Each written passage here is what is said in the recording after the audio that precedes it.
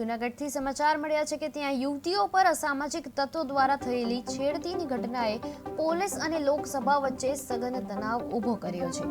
નવરાત્રી નજીક ગરબા પ્રેક્ટિસ બાદ ઘરે પરત જતી યુવતીઓ સાથે બે શખ્સોએ હલચલ મચાવી હતી, જ્યાં એક પુરુષે તાત્કાલિક પોલીસને જાણ કરી કેસ ફોડાવ્યો હતો। પોલીસે ઝડપથી પગલાં લેતા આરોપીઓ શેફાઝ ઇકબાલ સુમરા અને આમિર રફીક સહિત અન્ય એક નાબાલિગને ધરપકડ કરી હતી। જાહેરમાં ઉઠક બેઠક કરાવી અને માફી પણ મંગાવી હતી। હાલ લોકો નવરાત્રીમાં બહેનોની સુરક્ષા માટે ચિંતિત છે અને પોલીસને આશા છે કે આવી ઘટનાઓને રોકવા માટે કડક કાર્યવાહી થશે। ગઈકાલે સાંજના સમયે ગોલ્ડન ફાર્મ પાસે આવેલા ગરબા ક્લાસીસમાંથી ગરબા ક્લાસીસની પ્રેક્ટિસ પૂરી થયા બાદ બે યુવતીઓ ત્યાં ખલીલપુર રોડ ઉપર હોય એવા સમયે આરોપી શેફાઝ ઇકબાલ સુમરા અને આમિર રફીક બંને ઈ બાઇક લઈને નીકળેલા અને ત્યાંથી 3 થી 4 વાર આ રૂટ ઉપરથી નીકળતા અને આ બંને યુવતીઓ સામે ઈશારા કરતા, જેથી જે અયોગ્ય જણાતા એક યુવતી હિંમત કરીને પૂછેલું કે શા માટે અહીંથી નીકળે છે અને તેમની સામે જોવે છે, જેથી આરોપીઓ જણાવેલું કે અમે અહીંથી નીકળશું અને સામે જોશું, જો વધારે કંઈ કર્યું તો માથાકૂટ થશે, આમ કહી અને આ યુવતીની છેડતી કરેલી। જેને ધ્યાને આ સમય દરમિયાન એમને પણ એક કાયદાના સંઘર્ષમાં કિશોર પણ તે આવી ગયેલો અને કોઈ જાગૃત નાગરિકે સમજદારીનું કામ કરી અને 100 નંબર ડાયલ કરતા પોલીસની પીસીઆર તાત્કાલિક ઘટના સ્થળે પહોંચી ગયેલી અને આ ત્રણેય આરોપીઓને ત્યાંથી રાઉન્ડ અપ કરી પોલીસ સ્ટેશન લઈ આવેલા, જ્યાં યુવતીએ છેડતીની ફરિયાદ આપતા બી ડિવિઝન પોલીસ સ્ટેશનમાં આ બાબતે ગુનો દાખલ કરવામાં આવેલો છે। આ કાયદામાં આવેલા કિશોર, કાયદાના સંઘર્ષમાં આવેલા કિશોર, આ ઉપરાંત અન્ય બે આરોપીમાં આમિર રફીક અને શેફાઝ ઇકબાલ સુમરા, આ શેફાઝ ઇકબાલ સુમરા વિરુદ્ધ અગાઉ પણ 3 ચોરીના ગુનાઓ દાખલ થયેલા છે। પોલીસ દ્વારા તેમની ધરપકડ કરવામાં આવેલી છે અને આરોપીના રિકન્સ્ટ્રક્શન પંચનામાની પણ કાર્યવાહી હાથ ધરવામાં આવેલી છે। હાલ આ ગુનાની તપાસ ઊંડાણપૂર્વક ચાલુ છે।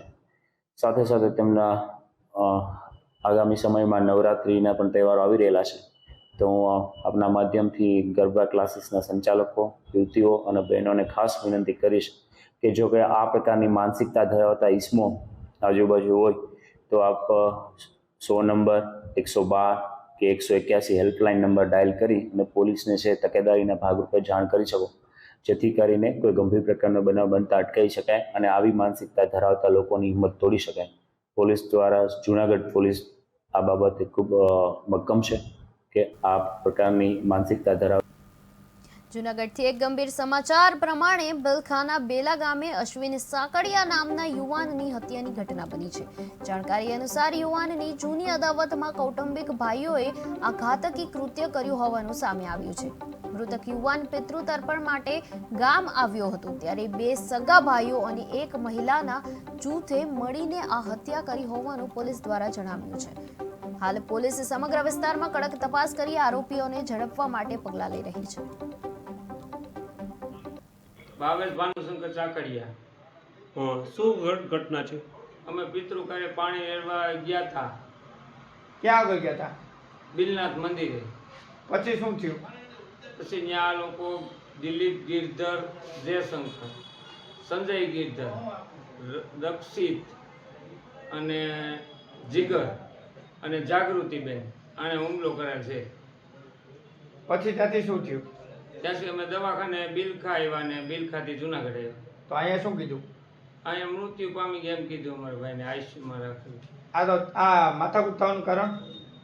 એ તો હવે અમે આગળ મારી યારે માથાકૂટ હોવાથી થોડીક બોલાશાલી જે છોકરાની અમારા મોટા બાપુના દીકરા નિતેશભાઈને થઈ એની હિસાબે રાખેલ છે। આ ઘટના ક્યાં બની? બેલા ગામ બિલનાથ મંદિરે। કેવી રીતે ઘટના કેવી રીતે આખી બની છે? આખી આ રીતે બની તો ગઈ, કીધું તો ખરી મર્ડર થઈ।